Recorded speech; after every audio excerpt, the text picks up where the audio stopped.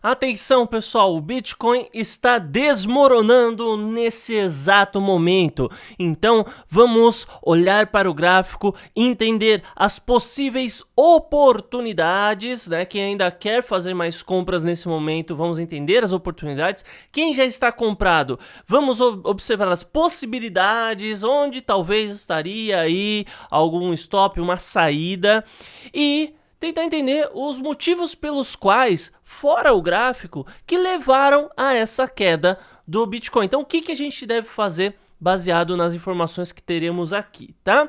Primeiro link na descrição é o da Binance, utilizando você terá um total de 15% de desconto em todas as taxas de trade. Você também poderá encontrar na descrição, que é o segundo link, o nosso robô de operações, tá? O robô de operações que eu utilizo, se você quiser conhecer, tá aí o tutorial completo para vocês, tá?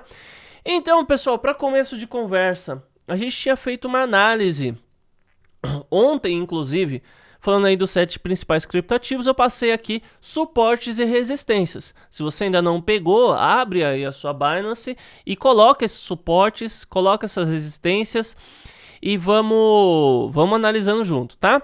Então eu tinha passado aqui para vocês os valores 30 mil, 41 e 100, 48 mil, 53 e 200, 58 e 800 e 67 mil, tá? E a resistência, né? Dependendo de como estiver o topo histórico, você coloca no topo histórico, tá? Você coloca aí, no meu caso, na hora que eu tô gravando esse vídeo aqui, o topo histórico foi 69,109. Daí você vê aí qual é o topo histórico e coloca, tá? Uma linha de outra cor de preferência, tá? Basta vir aqui, ó, Horizon Line e pau, põe a linha aqui. Então, as ordens de compra a gente tinha colocado aqui em 53, 563 e 60.100. O que vai acontecer? Ué, quem acompanhou conseguiu pegar já a ordem de compra dos 60.100. No Bitcoin, nesse exato momento, eu não estou trabalhando com stop loss, porque eu acredito que nesse momento existe uma probabilidade de volatilidade alta, então colocar stop curto seria bobeira, né? E quem sabe a gente ainda consegue acionar novamente, quem ainda não conseguiu entrar, a ordem de compra aos 53.563, tá? Então o que aconteceu exatamente aqui? Houve um rompimento nesse canal de alta. Você pode ver que é um canal que ele respeitou muito bem aqui. Teve 2 candles e meio para fora desse canal.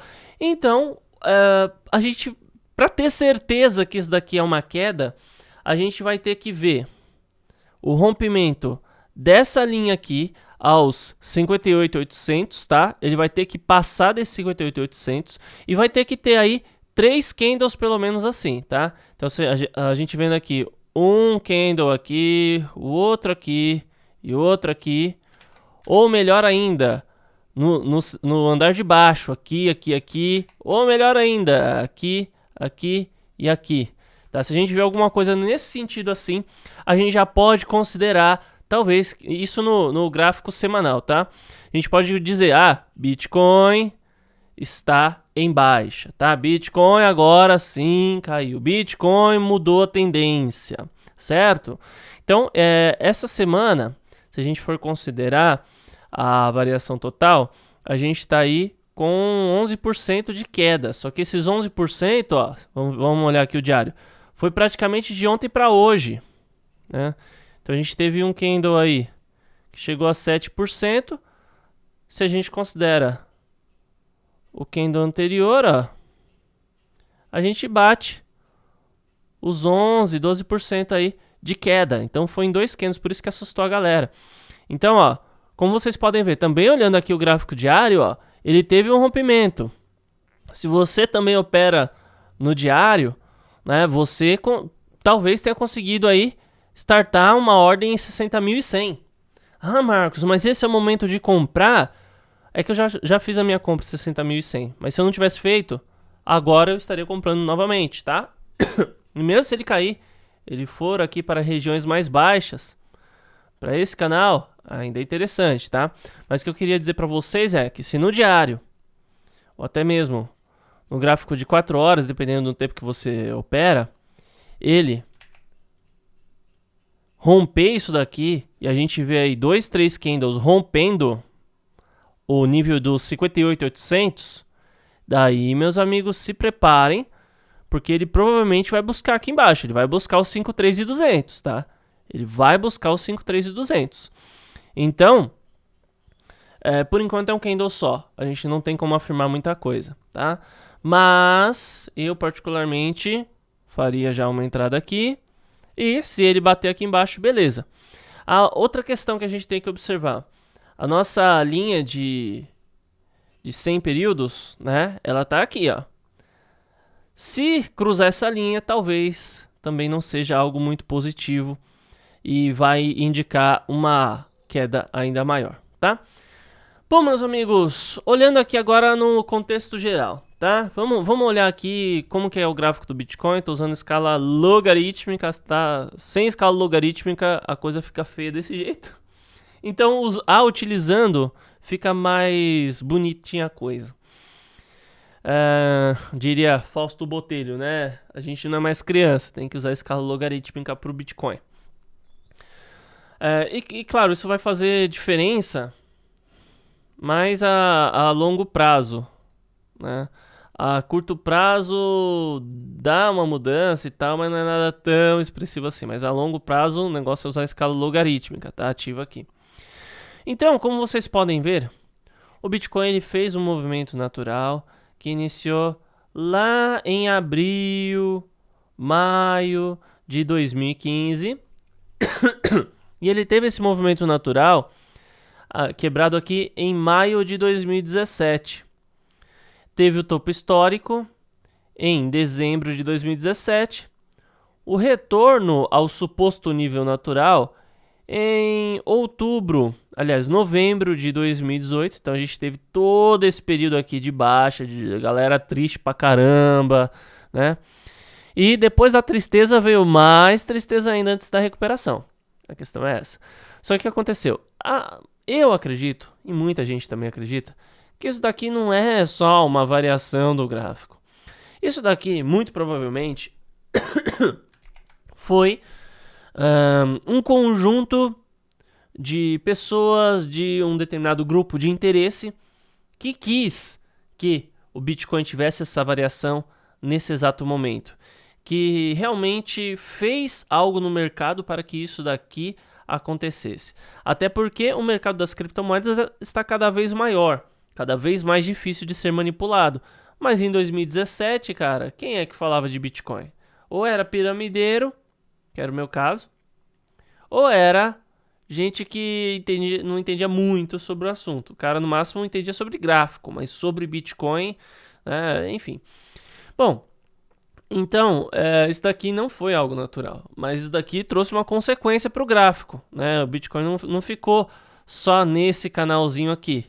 Ele continuou operando nesse canal, mas ele buscou um andar de baixo, digamos assim. Então aqui embaixo ele também trafegou, ó, e ainda buscou um andar ainda mais baixo em 2020, né? E o que eu queria dizer para vocês, por que eu mostrei isso tudo aqui? Porque olha só o tamanho do impacto dessa movimentação diante da variação total do Bitcoin. E aí, o que é esse candle aqui, meu amigo? Olha isso, tá? Então, assim, vai ter aí mídia tradicional, fuja para as montanhas, é o fim do Bitcoin. Cara, isso daqui é o fim do Bitcoin? Isso daqui para você é o fim do Bitcoin, meu amigo? Não, parceiro, olha o tamanho. Não, rapaz, isso daqui não é o fim do Bitcoin, né? Olha só, a gente já passou por momentos muito, mas muito piores do que isso aqui, rapaz. Ó, isso daqui são 11%. Olha esse candle aqui. Olha esse candle aqui, rapaz. Olha isso. 49%. Você tem noção? 49% numa lapada. Rapaz, isso daqui não é pouca coisa, não. Isso daqui não é pouca coisa, não. Não é pra qualquer um, não, essa parada, velho. Quem disse que trabalhar com Bitcoin ia ser simples? Quem disse que trabalhar com Bitcoin ia ser fácil, né? Então, Diante de todo o movimento que ele fez, isso daqui não é nada. Se a gente olha em tempos menores, ok, tem a sua devida expressão. Se realmente a gente ver aí mais uns 2, 3 candles nessa direção, tá? Daí talvez ele venha, forme aqui um canalzinho. Cadê? Aqui, ó. Talvez ele forme um canalzinho aqui, pau, para buscar aqui embaixo para depois recuperar, tá? Ou, às vezes, né, segue em queda. Mas agora vamos lá. O que aconteceu para que o Bitcoin chegasse, então, nisso tudo? A gente já viu o gráfico, entendeu as possibilidades, né? Ele pode cair mais e tal, pode buscar aqui também, isso eu não falei. Ele pode buscar aqui também um novo padrão, baseado aqui nessa direção ou nessa, mas é aquilo que eu disse. A gente vai ter que esperar aí mais 2, 3 candles para poder dizer alguma coisa. Mas o que levou a essa queda? Isso aqui não é, o gráfico tá me indicando que ia ter esse candle aí. Não é isso, né? Mas eu separei aqui para vocês uma matéria do portal do Bitcoin que fala a respeito dos possíveis motivos dessa queda. O mercado está especulando sobre os motivos da queda.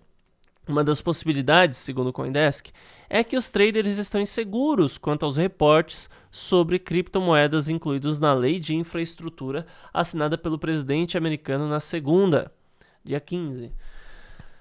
Pessoal, essa lei aqui foi extremamente criticada pela comunidade cripto, tá? Isso daqui fez virar farinha do mesmo saco minerador, trader, corretora de criptomoedas.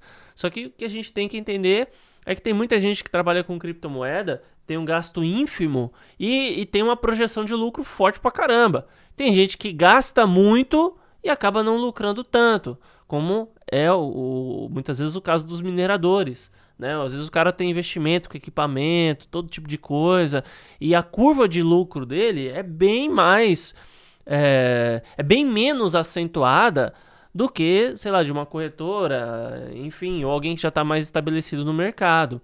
Sem contar que trabalhar com mineração tem certas inseguranças em relação à valorização, desvalorização da cripto e tal. Então, assim, ele simplesmente considerou tudo como farinha do mesmo saco e já era, tá ligado? Já era.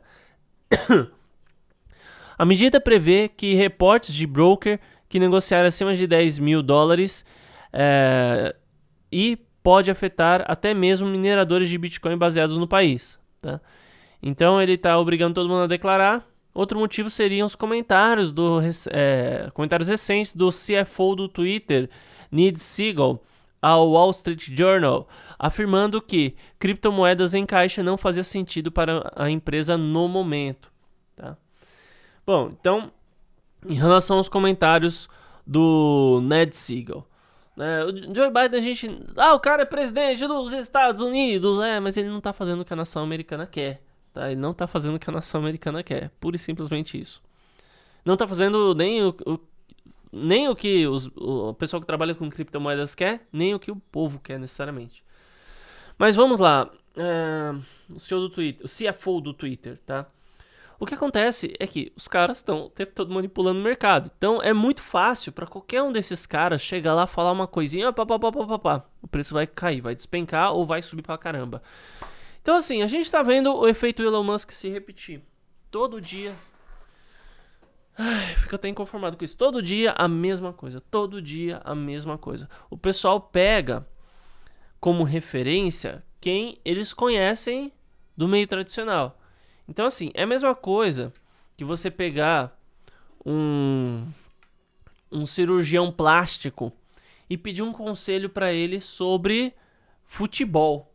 E aí, o que você acha de futebol, treino, sei lá? O cara vai entender de medicina, ele não vai entender de esporte, tá? A não ser que ele trabalhe com medicina esportiva, enfim, a não ser que ele tenha um conhecimento específico disso. Mas quando a gente observa a questão das criptomoedas, não é porque o cara é economista, graduado, pós-graduado, que ele vai entender como que a coisa toda funciona. E não é porque o cara trabalha em uma empresa que tem um nome a zelar, que ele não vai tentar influenciar o mercado até certo ponto. É a típica história de que você fala o que você quer que aconteça, né? Você movimenta, mexe os pauzinhos de uma forma em que não vai ter culpa sobre você, né? Ah, caiu por causa do fulano. Não, eu só dei minha opinião. Mas ele sabia que dando aquela opinião, o preço iria se comportar dessa maneira, tá? E esse tipo de coisa pode movimentar muito o mercado das criptomoedas. Muito, muito, muito mesmo. E isso é muito bom pra gente. Tem gente que acha que não, porque daí o Bitcoin vai cair. Cara, é muito bom. A gente vai ter as oportunidades de compra que a gente teve em tempos passados. Poxa vida, olha só. A última oportunidade que a gente teve para comprar aqui no 53563 foi em outubro. Foi em outubro. Depois a gente não conseguiu mais. Né? Então talvez a gente veja essa oportunidade de novo. Ó, uma compra em 40 mil. Quando foi a última oportunidade? Foi em setembro. Foi em setembro, né? Ó, então assim, são oportunidades que a gente tá vendo aí no mercado do Bitcoin ficar mais barato, né? E o negócio é aproveitar, tá? Pelo menos esse daí é o meu ponto de vista. O que eu tô passando aqui pra vocês não é uma dica de investimento. Você é o único responsável pelas suas ações, tá? Não venha me responsabilizar. Depois, o Marcos falou, né? Poxa, vamos ser grandes, né? Vamos ser adultos. Então é isso aí, pessoal. Muito obrigado por ter assistido. Inscreva-se no canal se não é inscrito, ative o sino, tal. Link da Binance na descrição, 15% de desconto. Robô de operações também na descrição e até mais.